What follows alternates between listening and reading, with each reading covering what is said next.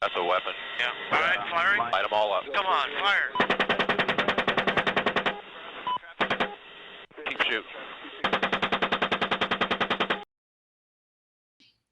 I should, by rights, be terrified, called upon as I am to stand here before this select company of my brothers and sisters, my comrades in arms, to speak on this platform dedicated as it is to the memory of one of our all-time heroes, the great mathematician and philosopher Bertrand Russell, in support of another of our heroes, our brother and comrade, the great journalist and publisher Julian Assange. I should be dry-mouthed and tongue-tied. I should be terrified, but I am not. I've never been to an Alcoholics Anonymous meeting, but I've seen them on TV. Someone stands up and says, "My name is X and I am an alcoholic." In that moment, they are freed from their terror.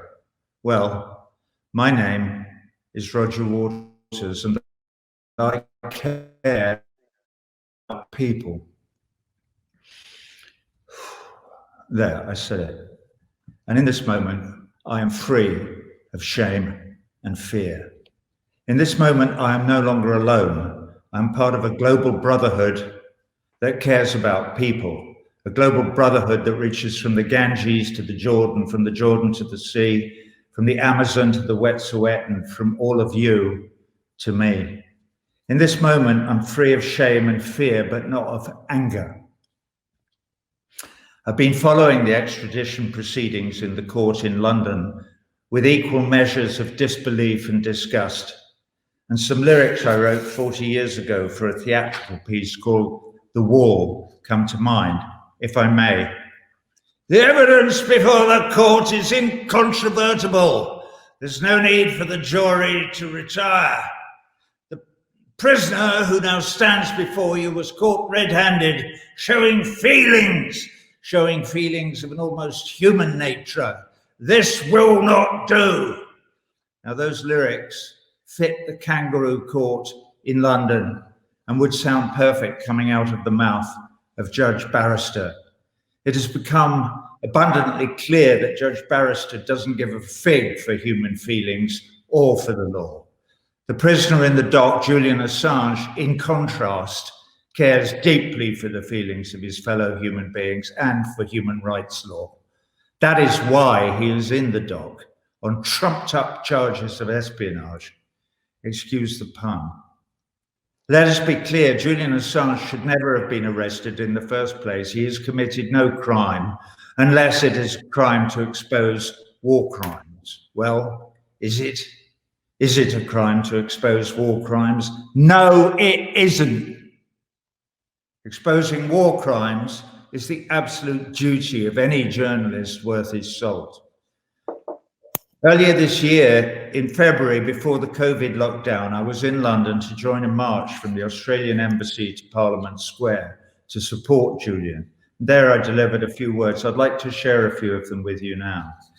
I went, "We are here today for blah, blah, blah, blah, blah, blah, blah, blah. First name and last, of course, is Julian Assange, a journalist, a courageous shiner of light into the dark places which the powers that be would dearly like to have us turn away. Julian Assange, a name to be carved with pride into any monument to human progress. Blah, blah, blah, blah, blah. Second name, sent to me by my friend Vijay Prashad, is Amir Aziz. Amir is a young poet and activist in Delhi, involved in the fight against Modi and his racist citizenship law. I then read a poem of Amir's, which we can refer to, but we won't right now because I'm going to try and scrabble on, taking up too much time. This outpouring of the human spirit from India is taking place in a time of revolt, when the fetters of propriety are set aside.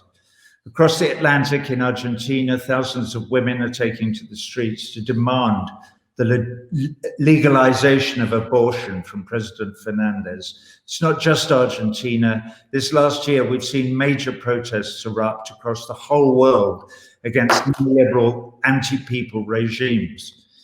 In Chile, Lebanon, Colombia, Ecuador, Haiti, France, and now, of course, also our brothers and sisters in Bolivia, fighting the new US-imposed military dictatorship there.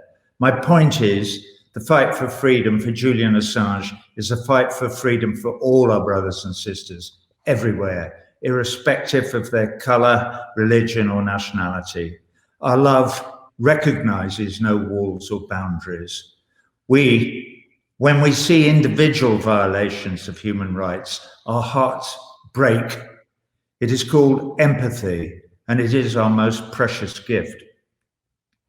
My father and my mother handed down this gift to me.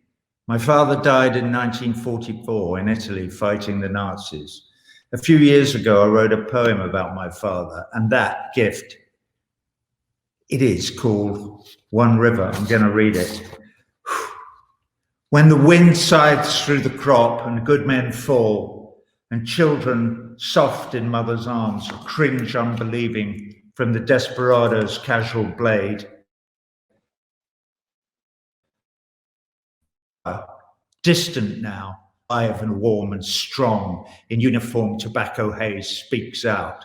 My son, he says, stay not the passion of your loss, but rather keen and hone its edge, that you may never turn away, numb, brute, from bets too difficult to hedge. What price the child, which, yours or mine? This one at home, the baby bird in whistling bowls of pasta worms, or that one on TV, dead and grainy in some Balkan ditch. To fail to feel that other father's loss denies connections forged in filial blood and handed banner bright from man to boy in pride of place, loin strong, bereft of pettiness and rancor. So cup your tears, my father says. Cup that salt badge of strife. It flows from but one river, and it was on that, my son, I bet my life. I then talk about my mother. No, fuck it, I'm going to read all this. My mother cared about people too. As a young supply school teacher in the north of England, before the war, she saw the children of mill workers walking barefoot to school through the snow in the depths of winter. In that moment, my mother's light went on and it stayed burning bright for the rest of her life. One day, when I was 13 or 14, she said to me, as you go through life, Roger, you will encounter difficult times and difficult questions that you will need to ponder.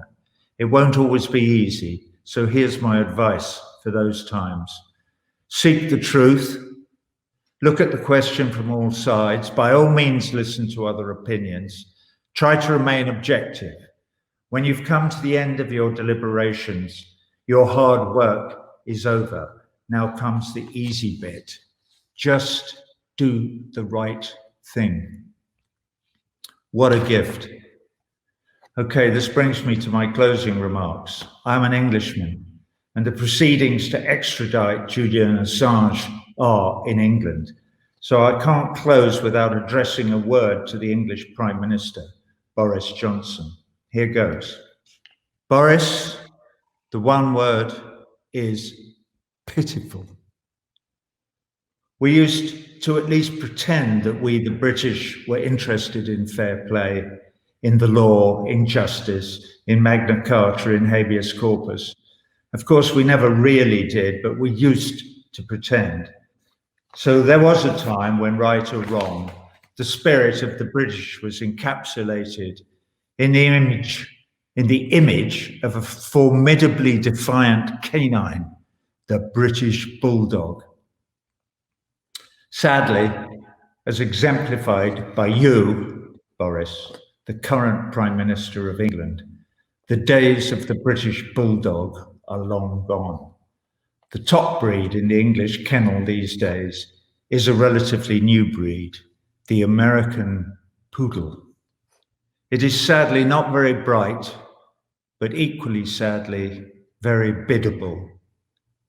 and saddest of all, very, very loyal to its masters in Washington. For once in your life, Boris, heed my old mum. Do the right thing. Free Julian Assange.